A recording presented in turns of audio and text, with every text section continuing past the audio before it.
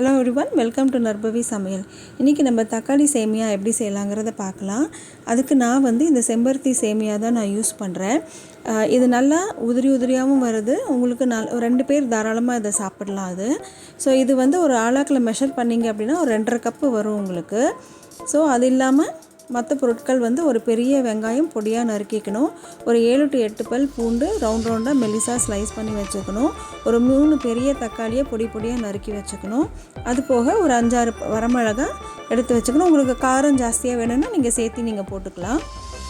இப்போ ஒரு கடாயில் ஒரு 4 டேபிள் ஸ்பூன் எண்ணெயை விட்டுட்டு கடுகு உளுந்து போட்டு நல்லா பொரிஞ்சதுமே நம்ம பூண்டை போட்டு நல்லா வதக்கிக்கணும்.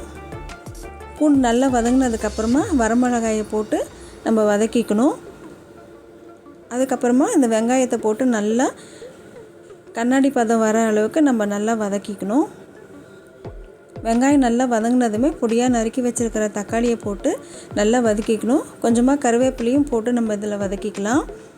இதுக்கு தேவையான அளவு நம்ம உப்பு போட்டுக்கணும். இந்த ஸ்டேஜில் தக்காளி நல்லா மசிஞ்சு வர்ற மாதிரி வரும் உங்களுக்கு. அந்த மாதிரி வந்ததுக்கப்புறமா இப்போ நம்ம 2.5 கப்பு நம்ம சொன்னோம் இல்லைங்களா, அதுக்கு 3.5 கப்பு தண்ணி நம்ம ஆட் பண்ணிக்கணும். தண்ணி ஊற்றிட்டு நல்லா கொதிக்க விட்டுறணும். நல்லா கொதித்து வந்ததுக்கப்புறமா இந்த சேமியாவை போட்டுட்டு நல்லா நம்ம ஒரு தடவை கிளறி விட்டுறணும்.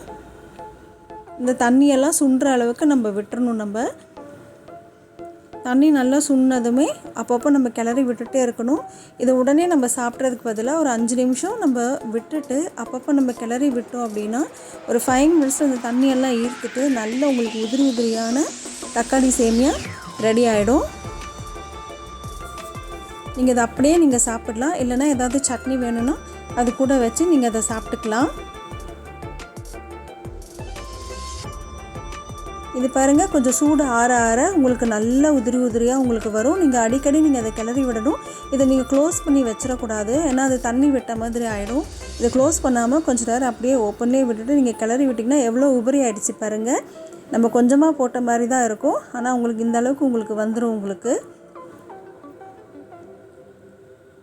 பாருங்கள் எவ்வளோ உதிரியான சேமியா உங்களுக்கு ரெடி. கொஞ்சம் கூட ஒட்டாது உங்களுக்கு.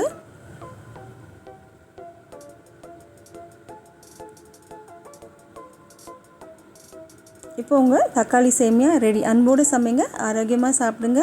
நன்றி.